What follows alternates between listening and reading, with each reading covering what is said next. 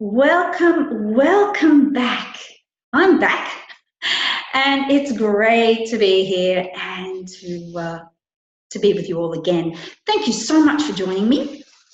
I love sharing my wisdom, showing up here, and bringing some stimulating conversation so that you can question and start to make informed choices from your own experience in particular. So I wanted to today continue with the story that I wanted to share with you all, because it really has been such an eye-opener for me. It seriously has blown another belief that I had about meat being bad and the purveyor of parasites and bacterial infections. It's blown it out of the sky. So I'm going to tell you how this happened, how I came to this conclusion, which I'm going to share as well as the story. Just a little backstory for those who don't know. I am a qualified colon hydrotherapist, and I don't practice now, but I did 24 years ago. And also at a raw and living food centre, which I've mentioned. Anyway, my job was also to analyse poop, basically. So I got to know what bacteria look like, to ascertain where they've come from, in particular, types of worms, different mucus, where the food wasn't assimilated properly, low hydrochloric acid, lack of bile, lots of things that would give me a picture of the person's digestive tract and how that was functioning. So, all right, so let's take you back till end of September, mid-September, when I began to eat animal products, foods. I was obviously I hit the wall, which I've mentioned in my previous videos. And so I began with fish and then started to bring in some red meat because I had become very anemic. And believe me, it was difficult for me to begin eating meat again, okay? Red meat, that is, because I hadn't been near that for well over 25 years. So nonetheless, I knew that it was the best way to get my B12 and heme iron levels up, because I was certainly displaying symptoms of anemia. And I have had that at times during the 20-year period of being mostly raw vegan. When I say mostly, once a year, a few weeks.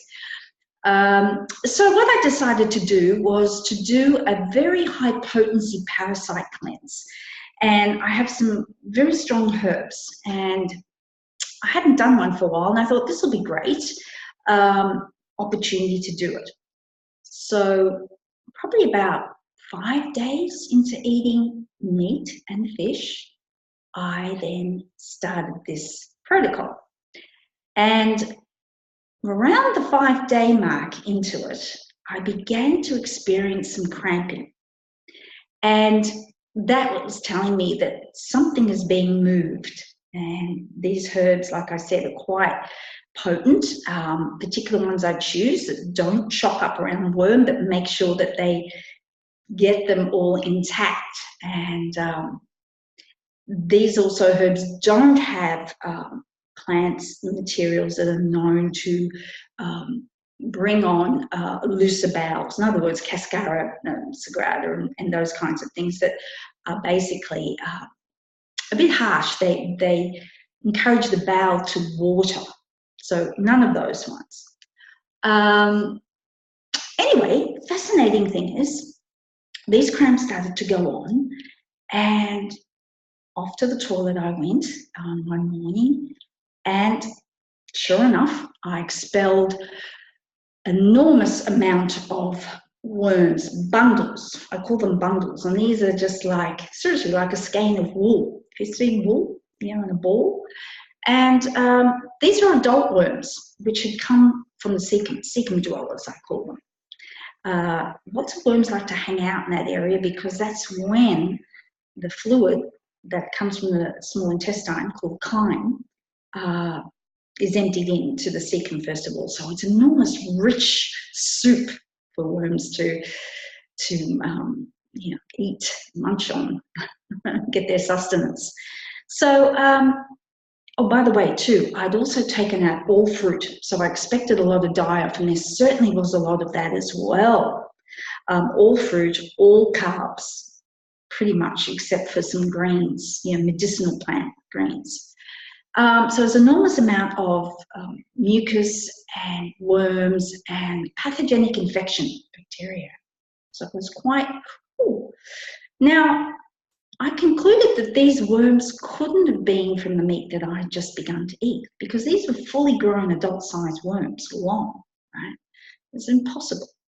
So just to be sure, I decided then 3 months later to do another one.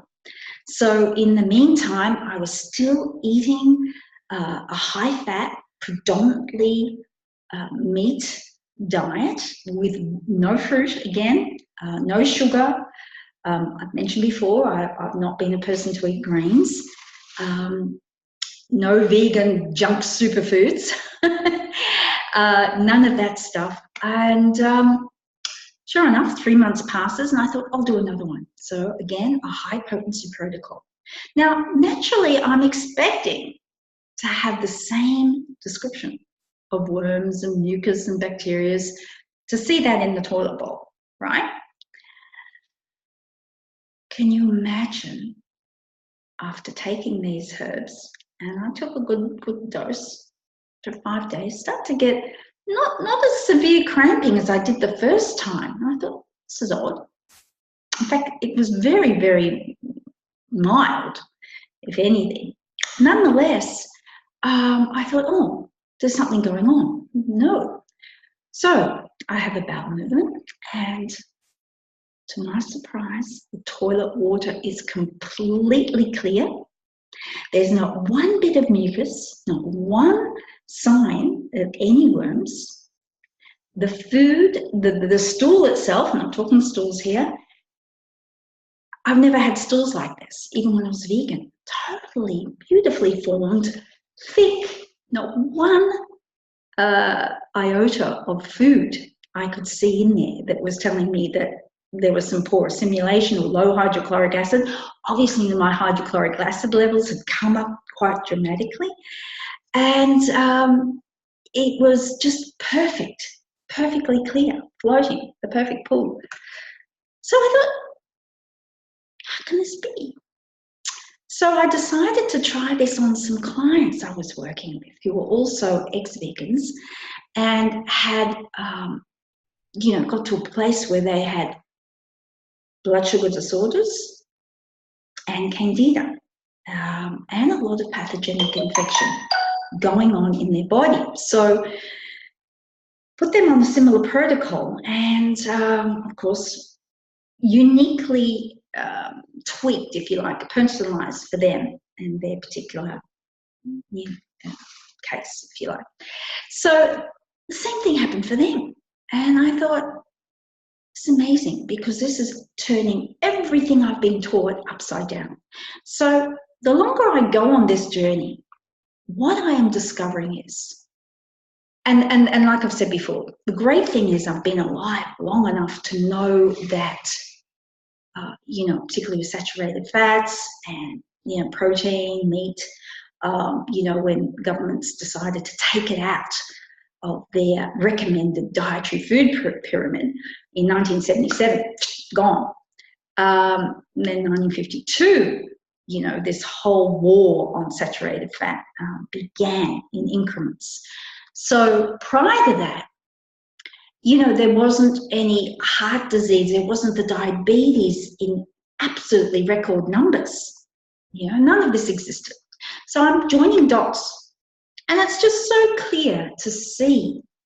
And this is another thing I wanted to bring up, and I'm sure there'll be many of you that may disagree, but I'm going from direct experience, and also, as I said, I've spent years analysing people's poo on vegan diets, And there'd always be mucus, which after them being on detoxes, fruit diets, juices, I'd always considered that a good sign because to me, the body was expelling that. Now, I'm actually realizing that these parasites, worms, and pathogenic bacteria proliferate in an environment that has little oxygen in it, that has an environment that's brought about through a high carb, high sugar intake. And what that does is produce the internal environment for these worms, bacteria, all of that to proliferate in, and for mucus to develop. It's fascinating. Because, you know, the further I've gone along the track now, 6 months, I'm going to do another one. I know without a doubt there won't be any signs of worms. And I'm not displaying it in my face. I can't see it when I read, you know. I think you know that I have, you know, a strong psychic lineage in my family. It's natural. I have a Russian heritage. So I've been able to read people's bodies, but it's also part of it's skilled and it's been trained, but I've really developed it. And, you know, there's other things that I bring in from the information that I get about a person when I'm doing consultations in particular. So this is just incredible information for me because it really does confirm that it's the sugars, the high carbs, the starches that are creating this environment for these things to just flourish and create havoc in your body. I'd love you to try it too because, you know, it's not just me. There's other people who had the same thing happen and they're just gobsmacked too. But obviously I have a bit more of a passion for it because of my previous training as a colon hydrotherapist. So I wanted to share that with you all because the more that these veils get lifted, actually I read today that a cardiologist has just written an article about his own mother's vegetarian diet, Indian, and brought up the fact that, you know, a lot of India now has extremely high diabetes and heart disease from the junk food type of vegetarian diets they're eating because of the proliferation now of man-made, factory-made sugar and carb foods, processed foods. And to be honest with you, even these vegan superfoods as such, they've all been altered, something done to them in a factory, all right? That's how it is. Any of the processing that takes place does alter it.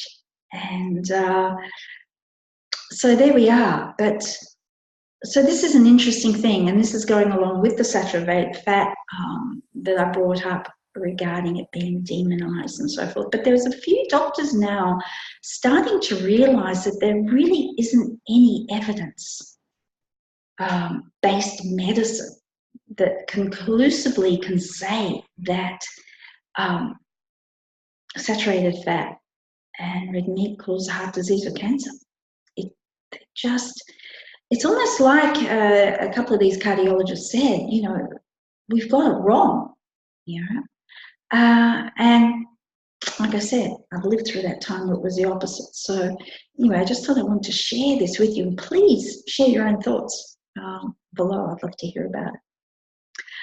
All right, so just another thing I wanted to mention too with the channel.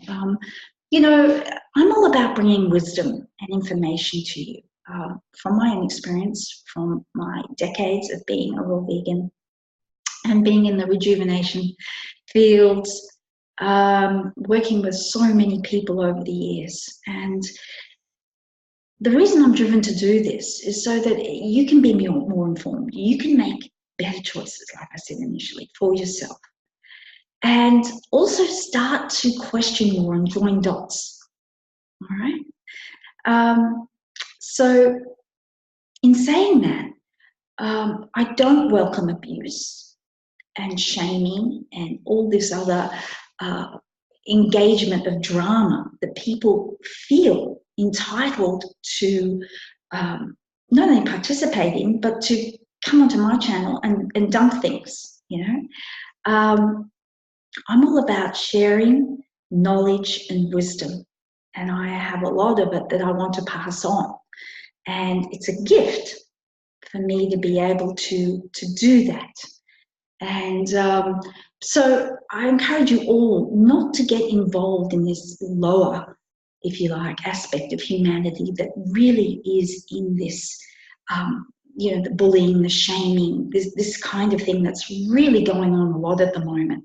And so just know that it'll be blocked, it'll be deleted. I don't want this on my channel at all, okay? I love constructive criticism. I'm also aware that, you know, we all go through changes in our lives, and whatever we appear to be seeing is not always through the filters of our own perception what is truth about that person, okay? So I've had things said to me about, you know, my hair being dry in particular is another thing. Let me tell you, my mother had extremely frizzy hair, super wiry hair, okay? My father had lovely hair. He's still alive. So I got a bit of that, right? Plus I'm in Thailand, and this particular part of Thailand in the water is terrible. So, you know, that's just natural. That's just me. And I don't blow dry. If I did, it would be super smooth. So there's all these things, but, you know, people might make a comment or something about your appearance, and they could say, well, you've had this done and that. I haven't done. Obviously, anyway, as I said, I do facial exercises, but I never ate a vegan junk diet, ever. And it's not all about the food. It's about your attitude to life.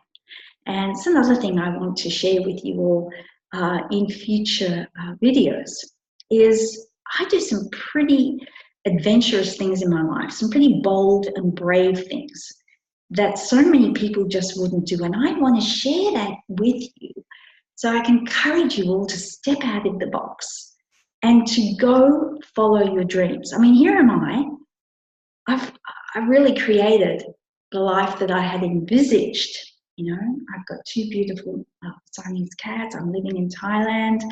I just decided to make a life for myself, and I focused on that and made it happen. And I've been fortunate enough to be able to travel and see the world and see what goes on in different countries and have that experience. And it's been extremely enriching. But I've done a lot of things that people my age wouldn't even contemplate. I don't have a boxed-in view of an age, all right? I just say I'm going to do something and I do it, you know? And it's rebellious, it's a little different, but it inspires people. I have several people who say to me quite a lot, you know, you inspire me to have more trust and faith. And yeah, so this is something I also want to impart on you, because that's the thing with life. We never stop learning. It doesn't matter how old you are. It never stops. You know? So that's really important, and I'll share some adventures around that as well. So I'd like to also do a little poll. I'm going to ask you all, what is it, the kind of subjects you'd like me to speak about? At this point in time, I'm not so good at filming, say, making things in the kitchen and splicing it and putting it all together. It just, it's a little bit, I'm not there yet, but I will. And I know some of you have spoken about, you'd love to know how I do the coconut yogurts. So with the next video, I will do that. I will show you one that I've made and go through the steps with you. It's very easy. So, you know, it's a great thing if you are in a country where you've got access to those things. And I'm fortunate to do that. And coconut yogurt can be really beneficial for people who can't tolerate lactose and just milk doesn't appeal to them. I'm one of those. So, and fermenting, it's very simple, as well as having a good probiotic. I use lime juice as well in it, so it's very easy to do. The work is in getting the meat out of the coconuts, right? So, yeah, so that's kind of what I'd like to share with you, and also sauerkraut that I make, some of the, the ingredients and how I go about it. But fermented foods are wonderful, particularly if you're transitioning away from veganism into more animal foods and you want to start to strengthen your digestion, particularly the hydrochloric acid part, pepsin, so that, once your hydrochloric acid level is up, all the other enzymes, it's like a domino effect. They start to secrete in the way they're meant to.